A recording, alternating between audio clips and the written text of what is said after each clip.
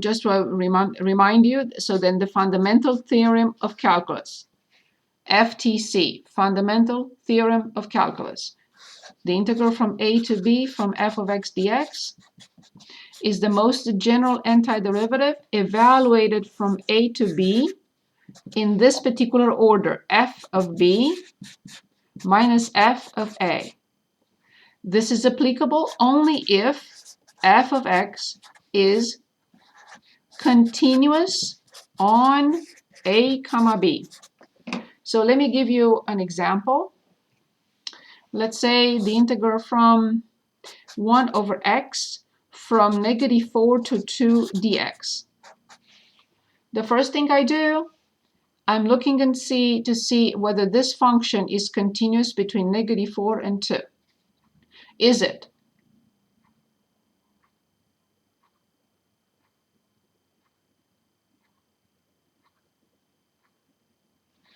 Anyone?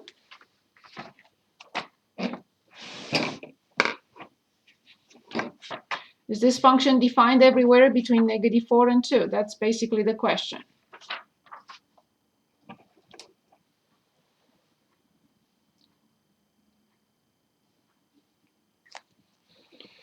Anyone, please? Is it no because x can't be 0? Absolutely. This function is not continuous. FTC is not applicable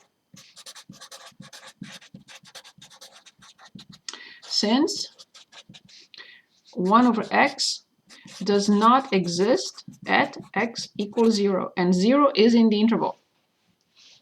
In other words, f of x equals 1 over x, not continuous on -4, 2. Done.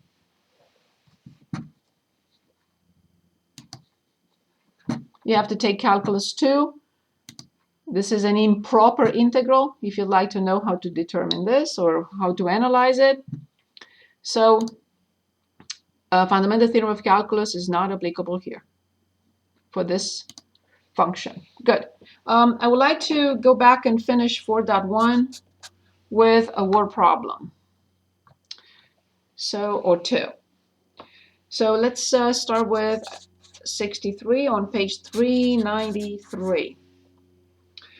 It says, King's Corporation finds that the rate at which it supplies plates changes with respect to price and is given by the marginal supply function. So this is supply, but this is the derivative, so it's the marginal supply.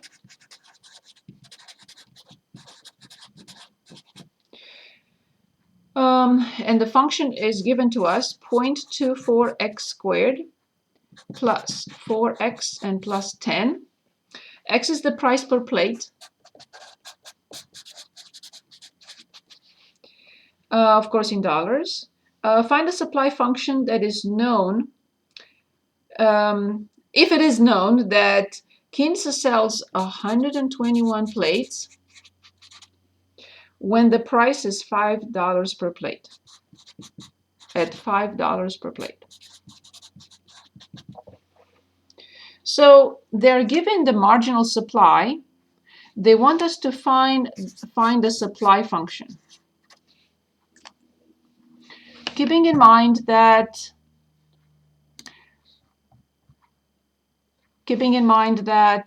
we are told that 121 plates are sold when the price is 5 per plate. So when the price is 5 per plate, the supply is 121.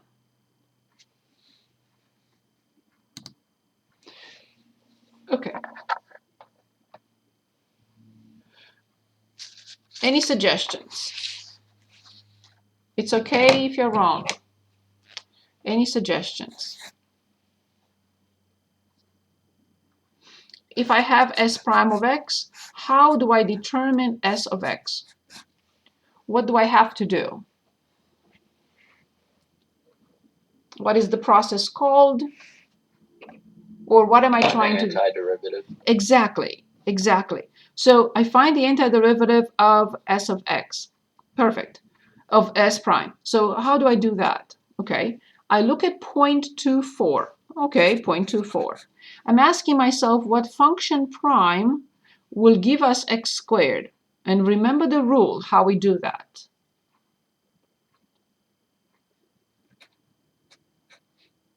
Would it be x to the third divided by 3? Brilliant, of course. How do I know? Let's check. Bring 3 down when I differentiate, simplify the 3, and I subtract 1 from the power, and I get x squared. Plus 4. What function prime gives us x? It's the same process. X squared divided by 2. Excellent. And plus, what function prime, I always run out of room, we already know that. What function prime will give us 10? 10x. 10x, excellent, plus always a constant c. Now, if you want to differentiate this, it's guaranteed to get that. So let's clean it up a little bit. So then s of x equals, I simplify, and I get 0.08 x to the third. I simplify, and I get plus 2x squared, and plus 10x and plus c. We are given something called initial condition. But I have to carefully create that ordered pair. Can anyone tell us what is the ordered pair?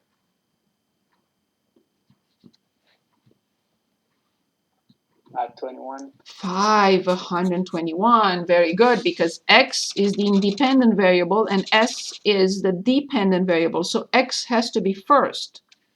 X is in dollars per plate, so x has to be 5. Awesome. And then 121. Excellent. Why do you think this initial condition is given to us?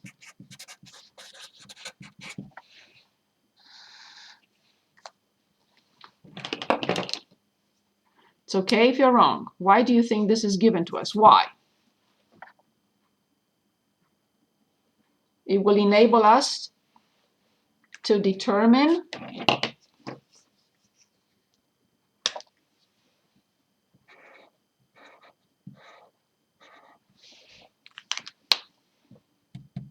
The constant c. exactly. So let's plug it in. So when s is 121, I have 0.08 times 5 cubed plus 2 times 25 plus 5 times 10 plus c. From 121, I subtract these, and I get c. I'm sharing my screen. Here it is. Okay. So I have 121 minus 0.08 times 125, because 5 to the third is that, minus 2 times 25 is 50, 50 plus 50 is 100. And when I click enter, this is C, 11. Okay, so the function is s of x equals 0.08 x cubed plus 2x squared plus 10x and plus 11. So what have we learned from this problem? If somehow the rate of change of supply with respect to price per plate is given to us, we can work our way backwards and find the supply function. And we were able to find the unique one because we were given an initial condition. If we're not given the initial condition, we found a family of functions with the same derivative. But we were specified, we were specifically asked to find the function, knowing such and such. I also want to work on 64 on the same page because it's a function that I think is important. So we have the same thing. They're producing flameless candles. And that consumer demand, okay, changes. Okay, so we have a d prime of x as negative 4,000 divided by x squared. X is the price per candle. We're given the derivative, the rate of change in dollars. Find the demand function. We're asked to find the demand function, knowing that 1,003 candles are demanded by consumers when the price is $4 per candle. We had a similar function on the test, on test 2, and I wasn't sure why they were so difficult. They were so difficult to work with this function. Okay, so let's continue. How do I determine the demand function? And if you'd like, what is the initial condition as an ordered pair so I don't make a mistake when I plug it in, when time comes to plug in that point?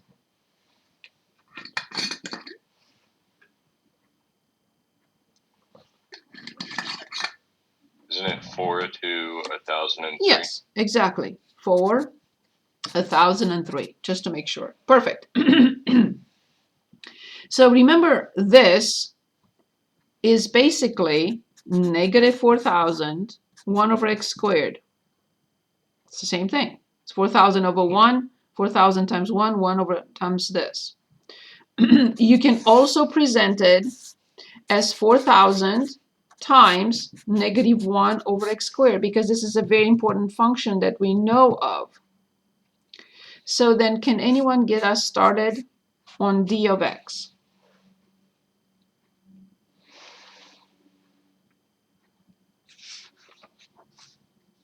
Would it be 4,000 over x plus c? Excellent. Because we know that 1 over, who said that, Sarah? Thank you. Because we know that the derivative of 1 over x is negative 1 over x squared. 4,000 stays in front, and that's it. Excellent. Great job. Now what I have to do is replace x by 4 and d of x by 1,000 to determine the constant. And it's done. Let me know if you have questions, please, anytime. So then d of x, I didn't mean to write it again, but anyway. So let me write it again because I started. Okay, so d of x is 1,003. Then when x is 4, so 4,000 over 4 is 1,000, plus a constant c. From here, I know exactly that c must be 1,003 minus 1,000, so it must be 3. So the unique demand function is this for the given derivative and the given initial condition. So now I can finally consider 4.1 finished. Back to 4.2. We didn't get the chance last time to look at word problems, so that's what I'm doing right now. So I like to look at 2 problems here as well, like 31 on page 403.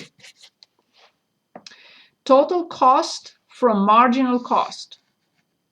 Same idea, nothing different, except we are going to use, instead of anti-differentiation, we're going to use something else, and you'll tell me what it is. Clio's Custom Fabrics has found that its marginal cost in dollars per yard, of course, dollars per yard. We know the rate of change has 2 measurement units, one coming from the dependent variable and the other one over the independent variable. Okay, so we are given c prime of x equals negative 0.007x plus 12 for any x less than or equal to 350. Okay, fine. X is the number of yards, of course. X yards of fabric produced. Find the total cost of producing. So they're asking us to find the total cost for producing 200 for producing 200 yards of fabric.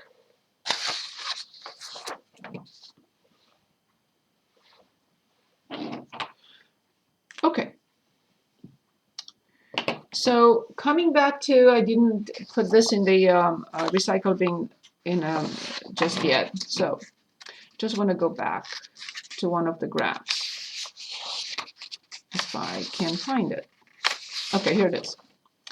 If this is the marginal cost function, the total cost is the area under the graph between 0 and 2, which is the definite integral from 0 to 2 from this function. From 0 to 2, the definite integral from 0 to 2 from this function to get the area. Okay, so then how do I proceed? Exactly how I just said. The total cost will be the integral. So for producing 200 from 0 to 200 from c prime of x, of course dx. No integral exists without dx, or if the integral is in a variable y, without dy. If the variable is if the independent variable is t, then dt. No integral exists without d of the variable. Okay, so all I have to do next is the integral from 0 to 200, and I copy c prime. Here it is, negative 0.007x plus 12 dx. Good. So I copy negative 0.007. What function prime is x?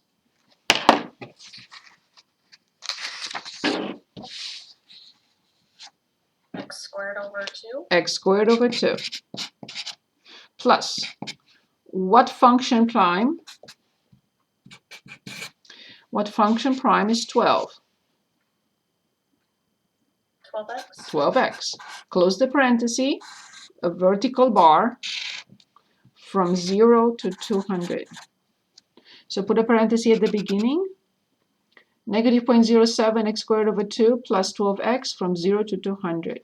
This should be whatever I get when I plug in 200 minus, so I'm going to write f of 200 minus f of 0, where f is this function.